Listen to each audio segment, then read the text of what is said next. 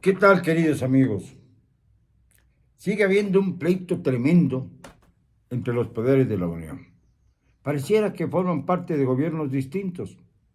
¿No entiende el señor de Palacio Nacional, López Cuarto, que el gobierno de México está constituido por tres poderes? No hay un poder superior.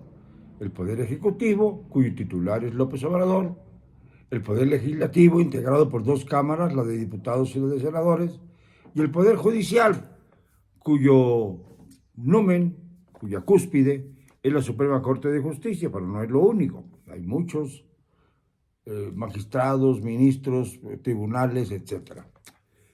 A veces se les olvida, por esto lo recuerdo ahora, porque el presidente ha dicho, por ejemplo, que el hecho de que no pasara su reforma eléctrica, energética, como queramos llamarla, por el Congreso, representa una victoria pírrica de los opositores, de sus opositores, a los que ya se atrevió a llamarlos, fuera de todo léxico oficial, de un vocabulario verdaderamente inaceptable para tratar cuestiones oficiales, atrevió a llamarlos traidores a la patria. Si esto es así, debió haber iniciado inmediatamente las indagatorias necesarias a través de su filial, que es la Fiscalía General de la República, que de autónoma tiene lo que significa un Mercedes-Benz para el señor Alejandro Gertmanero, que ya se ve que ha invertido mucho en 250 automóviles Mercedes-Benz. Así es como se manejan las cosas en este mundo en donde dicen que ya no hay corrupción.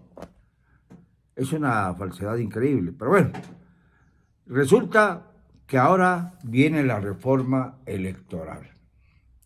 Y ya la oposición, que sigue hasta el momento unida, le dijo que no va a pasar. Y entonces empezó el presidente a decir que lo de la reforma eléctrica había sido una victoria pírrica.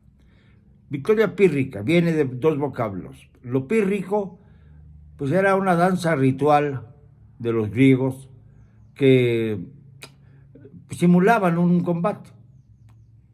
Y victoria pírrica se ha dado por entender a aquellos triunfos en los que los derrotados se vuelven más fuertes y los que pues aparecen como vencedores se vuelven más débiles.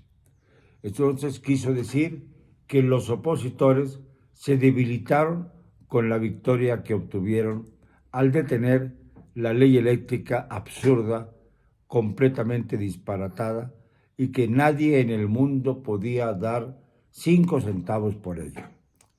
Sin embargo, el gobierno de López Obrador es tan torpe, es tan falto de opciones, que insiste en lo mismo, que ahora, con la reforma electoral, pueden volver a su cauce de imposición a como dé lugar, es decir, hacer que el Congreso apoye en su mayoría la reforma electoral. ¿Cómo lo pueden hacer?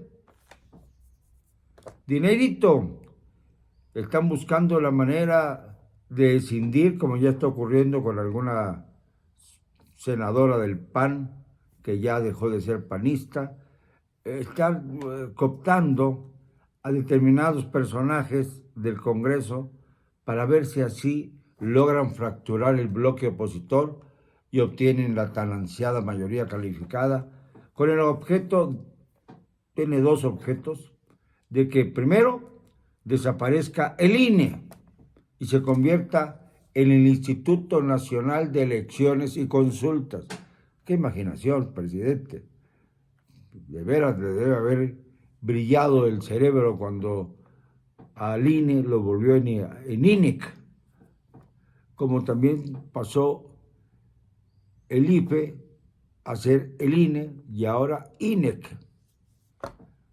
Esto es muy lamentable porque nos damos cuenta de la falta de perspectiva del gobierno de la República. Pero miren ustedes, ¿qué es lo que busca el presidente?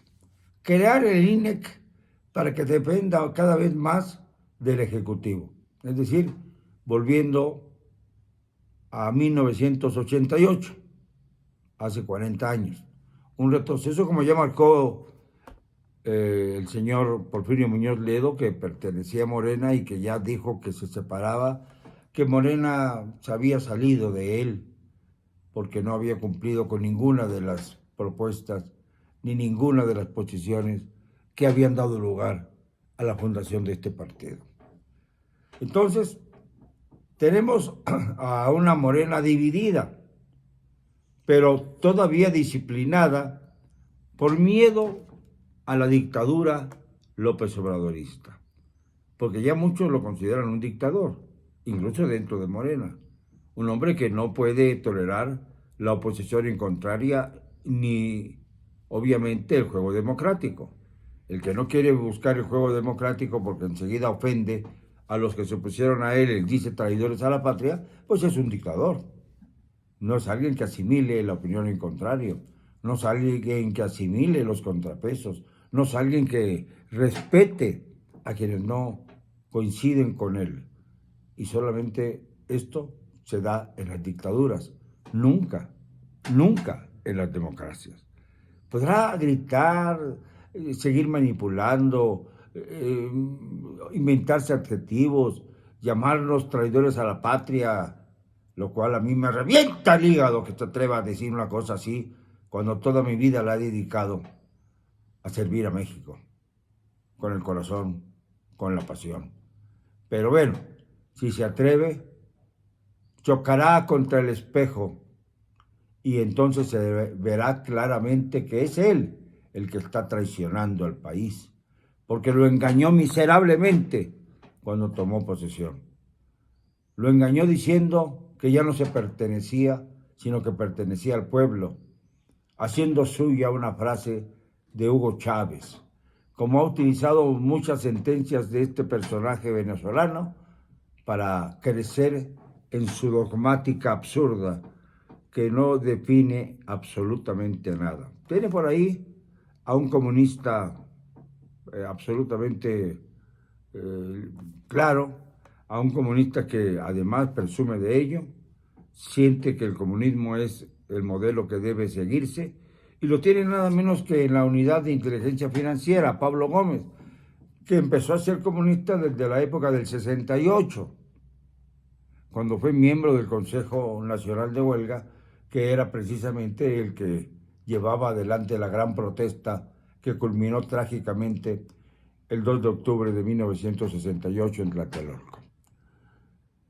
Pues bien, pues Pablo Gómez ha dicho, y acaba de declararlo, que no va a ir en contra de los diputados opositores, que no se les va a investigar, que no va a mover un dedo para atacarlos, y demuestra así que del comunismo más extremo, que es el que maneja Pablo Gómez, también se respeta cierta situación política para evitar que los diputados de oposición sean investigados únicamente porque se opusieron a la reforma eléctrica.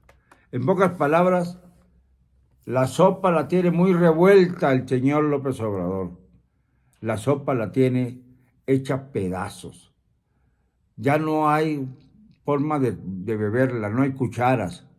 Está tirada en la mesa, porque su Morena, la Morena que tanto ha esgrimido como una cuarta transformación, se ha convertido en una cuarta dictadura de los López, a través de la historia, 4 López. Y me da pena porque hay alguno como Adolfo López Mateos que algo hizo, pero también fue un represor y reprimió a los electricistas, y reprimió a los médicos, y reprimió a los petroleros. Hay que recordar bien las cosas. Y lamentablemente, México ha ido asimilando estos pecados y estas locuras presidenciales, porque hemos vivido siempre en un país presidencialista, considerando al presidencialismo como un elemento más bien monárquico. El presidente es un rey durante 6 años, que es lo que dura el periodo. Afortunadamente el de López Obrador va a durar 5 años y 10 meses para ir ajustando el absurdo de tener un presidente electo por 5 meses, lo cual es bastante disparatado, sobre todo cuando el mundo es cambiante y cuando se necesita no tener ninguna duda de quién manda y de quién dirige el destino del país. Pues bien, esta reducción de meses, de 2 meses, pues nos privó de que llegara a ser más largo el periodo de López Obrador. Claro, desde ahí empezó a tener sueños de reelección y se inventó todo tipo de maniobras para tratar de permanecer en el puesto, aunque firmara ante notario que él no se reelegiría. Pero él estaba pensando que el pueblo en sí iba a salir a las calles a pedirle que se quedara, a hacer lo posible porque el presidente rectificara en bien de México. Así es como maneja las cosas el famoso Mesías de Macuspana. Es decir, como si fuera una peregrinación hacia el poder permanente y sujeta nada más a los designios de la historia. Porque siempre, tarde o temprano, las dictaduras se fracturan y las dictaduras caen, y los que ejercieron las dictaduras son pisoteados, ahorcados, como en el caso de Mussolini, asesinados brutalmente, como en el caso de Hitler, o bien, como en el caso de Franco, pues simple y sencillamente exhumados en términos absolutamente grotescos. Yo creo que esto es peor, el ultraje a la sepultura, precisamente para hacer justicia, aún con el cadáver del dictador, aún cuando ya no estuviera vivo. Finalmente, como decíamos ayer, ¿cuál va a ser el punto en que se coloque a López Obrador en la historia? ¿Cuál va a ser? Esta es la pregunta que se hace cualquiera, porque la reforma electoral tenía, como ya dije, 2 objetos. Una era aumentarla, hacer de elecciones y consultas. Es que da risa esto. Y la otra es acabar con las posiciones plurinominales en un momento inoportuno, por completo inoportuno. En otras épocas hubiéramos preferido que se acabaran los plurinominales, ahora no. Ahora no, porque tal circunstancia haría factible que Morena, de acuerdo a cómo se está compuesta la Cámara de Diputados y la de Senadores ahora, obtuviera casi por decreto la mayoría calificada que tanto ansía el dictador. Esto no lo podemos permitir. Sería sano, sí, que fuéramos pensando en que no se puede votar por diputados de mayoría a favor del partido del presidente. Y entonces sí empezar a reconstruir el país, porque lo que verdaderamente ha hecho daño es la ignorancia que deriva de la manipulación colectiva. Yo en muchos momentos decía que sobraban ya las plurinominales, que había que ejercer el poder de acuerdo a lo que la gente votaba directamente. Pero en este momento acabar con las plurinominales, como pretende la reforma electoral, es convertir a López Obrador en dictador, contando con una enorme cantidad de diputados, un promedio impresionante. Quedarían los diputados de oposición cercados en un 22% de la representación popular. Y esto de ninguna manera es lo que refleja la situación de nuestro país. Así que la trampa está puesta, el mantel está puesto. Los comensales ya los conocemos, son los mismos sinvergüenzas de toda la vida.